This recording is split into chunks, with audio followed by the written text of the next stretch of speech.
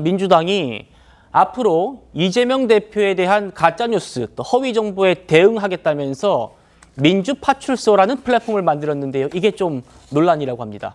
같이 보시겠습니다. 이제 이재명 대표에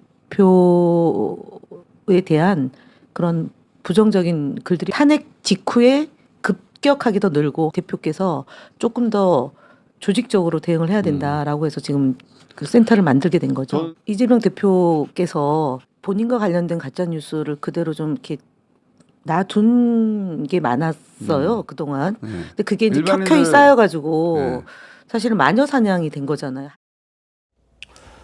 자, 지금 민주파출소 홈페이지에 들어가 보면요, 이렇게 되어 있습니다. 교도소 담벼락을 배경으로요, 문재인 전 대통령을 비방했던 신현희 전 강남구청장이 벌금형 받았다.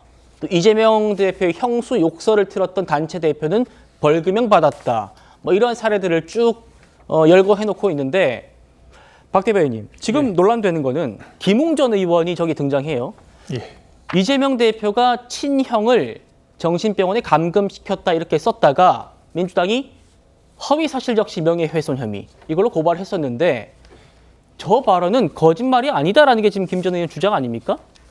예, 관련해서도 재판 결과도 있지 않았습니까? 이재명 대표가 친형을 입원시킨 적이 없다라고 선고에서 주장을 했다가 이제 대법원에서 파기환송이 됐지만 이제 2심까지는 또 유죄가 인정된 적도 있는 것이거든요.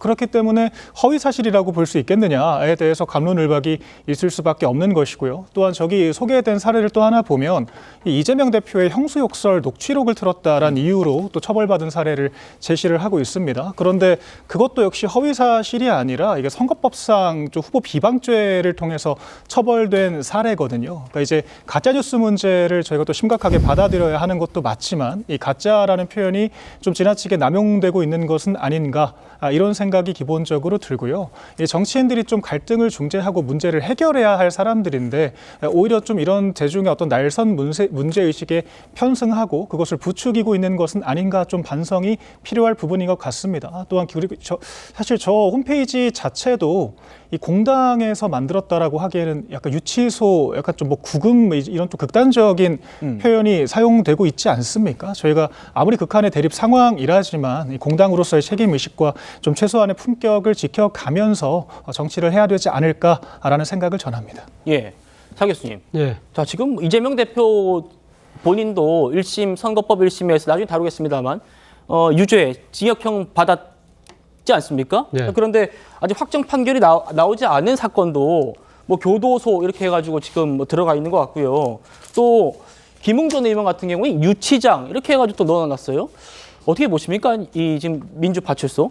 뭐 표현의 자유라는 측면에서는 뭐 그렇게 이야기할 수 있지만 어떻게 보면 앞서 뭐 우리 박민영 대변인 이야기하신 것처럼 공당에서 이 파출소라는 이러한 저기 제목을 단다는 그 자체는 상당히 저는 민주의식의 결여가 아닐까 하는 생각이 듭니다. 아무튼 가짜뉴스는 우리가 척결해야 되지만 소위 말하는 표현의 자유라는 가치는 민주당이 정말 이 지금 최우선으로 지금 떠받드는 가치인데, 그런 차원에서 본다고 한다면 사실 이 지금 파출소라는 것이 징계와 처벌을 의미한다고 한다면요, 차라리 진짜 이 제대로 된 뉴스를 가려낸다는 차원이었다고 한다면 차라리 민주감별소라든지 민주진실소라든지 이런 식의, 그러니까 이 용어를 쓰면서 이게 네거티브가 아닌 적극적인 포지티브의 이런 선전공세로 가는 것이 오히려 더 득이 되는 전략이 아니었을까 하는 비판을 좀 드리고 싶습니다. 예, 뭐 국민님에서는 그러면 뭐 고발만 해도, 의혹만 제기해도 뭐 문제 삼겠다는 거냐, 법적 대응으로 일관하겠다는 거냐, 뭐 이런 또 얘기도 나오더라고요.